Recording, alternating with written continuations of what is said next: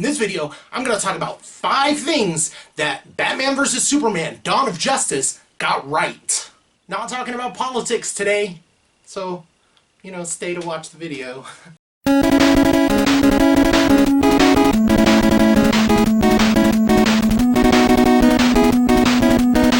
I finally got to see Batman vs. Superman: Dawn of Justice. And let me tell you, it was very mediocre.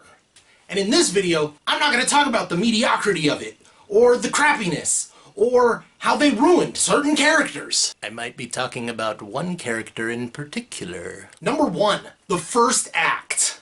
At the beginning of the movie, instantly throws you into the final fight scene of Man of Steel. But it's told from a different perspective.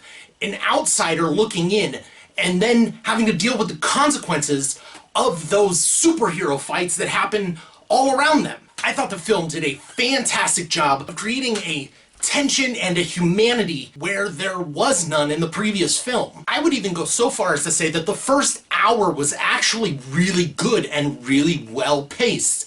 The characters were drawn out nicely, and the plot was structured fluidly. There was enough intrigue to keep you interested, and you didn't really know where any of this was going. Number 2, the casting. I thought the casting was actually very, very well done. Yes, even Ben Affleck as Batman, I thought was very good.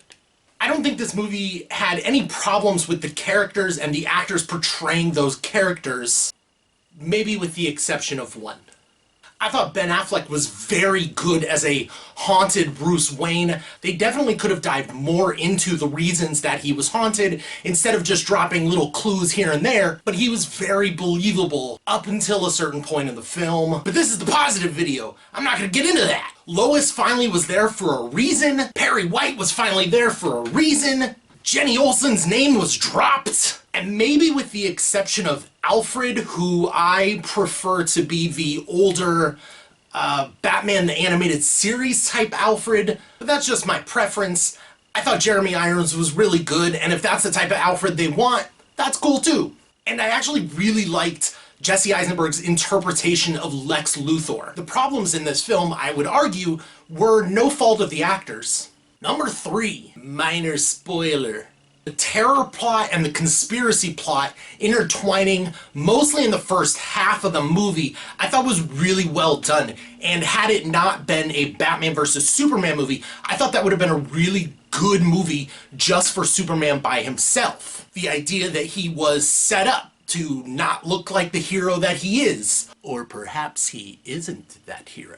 And then the big event that happens in the middle of the movie, I thought really could have hit that home, but they kind of dropped the ball on it. But there was potential, and I like that. Number 4, Wonder Woman. She was awesome. This might be because she was scarcely used up until the end of the film. When I saw her finally in the costume, I thought, that's badass, I want to see more of that. Her fight scene was fantastic. She came across as super believable. The reluctant hero thrust back into the action. I thought that was really well done. She wasn't just a prop or a cameo. She actually made an appearance for a reason. And yes, that reason was likely to sell more movie tickets for next year's Wonder Woman. And number 5, the soundtrack. And yes, I was kind of reaching for the 5th one. I thought the music, specifically at the final battle scene, I thought was super well done. It put you into that moment. It evoked the right emotions for the right time, and unlike Man of Steel, the fight scene came across that there were stakes involved. Because in Man of Steel, they just were hitting each other and nothing was happening. It was boring.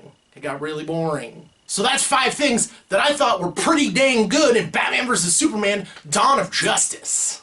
But don't worry, the next video is going to totally rip it apart.